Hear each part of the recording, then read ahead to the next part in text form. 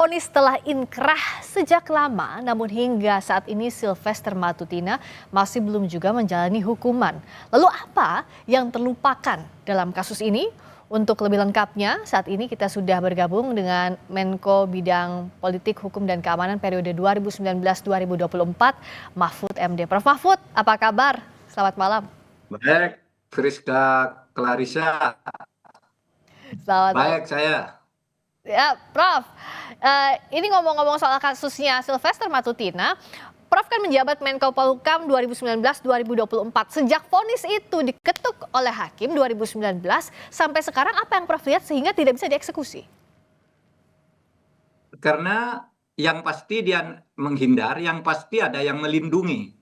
Sekurang-kurangnya saya katakan yang melindungi kejaksaan. Karena yang harus mengeksekusi dan tahu itu adalah kejaksaan. Jadi supaya dikaitkan dengan situasi politik pada saat itu. Anda jangan mengatakan, Pak Mahfud ngapain aja kok 2019. Saya 2019 itu belum jadi menteri. Ketika sudah menjadi menteri, kasus ini tidak muncul. Oh, oke. Tidak menjadi persoalan publik. Sehingga bukan urusan Menko untuk mencari-cari hal yang tidak menjadi masalah. Kalau pada saat itu menjadi masalah, pasti saya suruh tangkap gitu. Karena ini baru muncul sesudah terjadi perubahan politik. Saya tahu tentang Sylvester ini baru 2 kali ngelihat. Pertama waktu dia mau berkelahi dengan Rocky Gerung itu yang bilang, waduh ini saya fakultas hukum juga, saya pengacara. Terus saya tanya ini kok enggak ini, tapi dari universitas mana? Ada yang bilang tuh dari universitas tertutup gitu. Tertutup tuh artinya universitas sudah ditutup. Ya saya enggak bicara sekalipun tentang dia. Terakhir saya baru tahu kalau dia itu narapidana, terpidana. Itu sesudah ribut dengan Roy Suryo di debat dengan televisi yang bilang, Roy Suryo kamu itu narapidana, kamu terpidana tapi belum masuk. Iya kan? Saya baru tahu itu. Ya. Di situ saya lalu mencari sumber. Ternyata betul ada direktori putusan MA nomor 287 tanggal 20 Mei tahun 2019. Ini saya belum jadi menteri. Iya.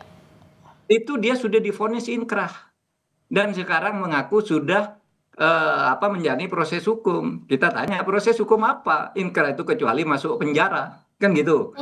Saya sudah damai dan diberi bermaafan dengan Yusuf Kalla.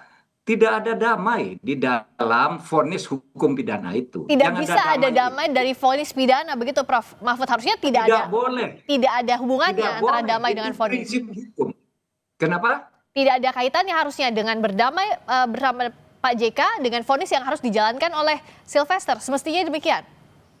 Damai itu urusan pribadi. Kalau orang terpidana itu musuhnya bukan orang yang menjadi korban, tetapi musuh orang terpidana itu adalah negara.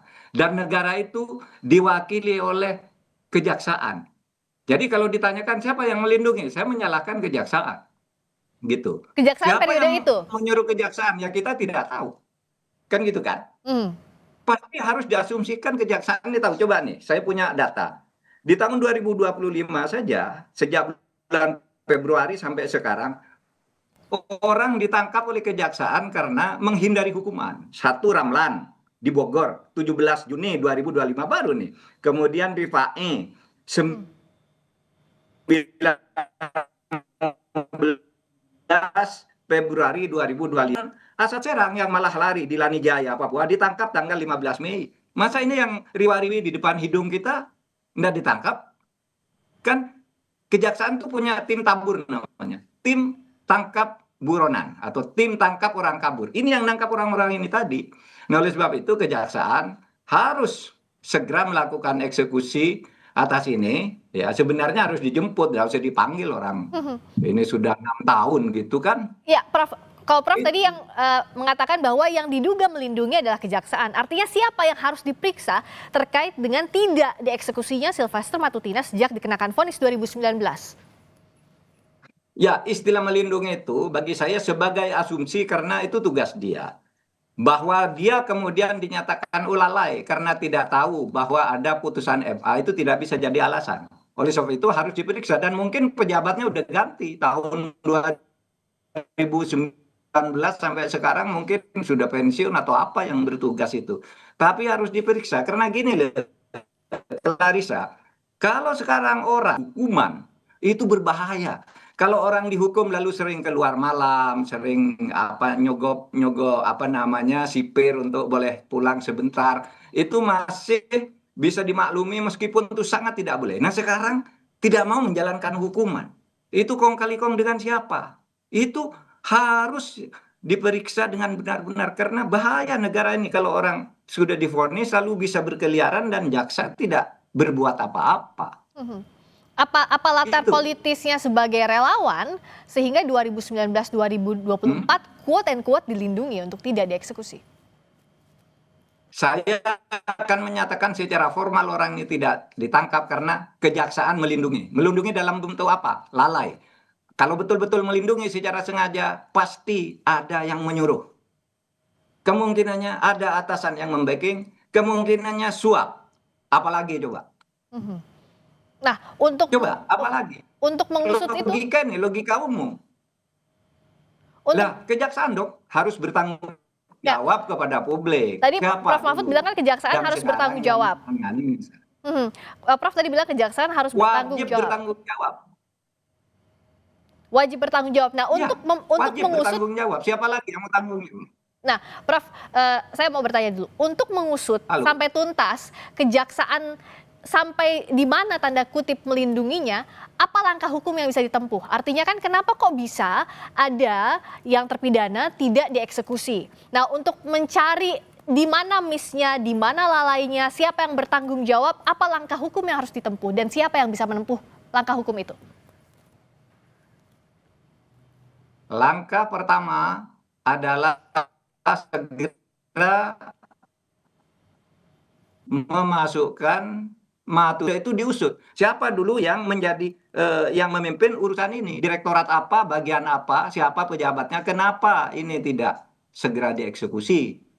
Gitu. Nanti akan ketemu itu siapa yang memesan, apakah ini pemain politik atau pemimpin pemerintahan, menteri atau apa, itu harus diusut karena ini bahaya kalau ini dibiarkan. Orang boleh bertanya seperti Anda bertanya tadi, "Loh Pak Mahfud, Anda kok diem aja pada saat Anda di situ?" Loh, kasus ini tidak muncul. Kalau sudah tahu saat itu muncul, ya saya pasti berteriak agar segera dieksekusi gitu. Hmm. Loh, menteri kok enggak tahu? Ya enggak tahu. Itu kan bukan urusan Menko untuk tahu semua urusan yang ada dari Sabang sampai Merauke.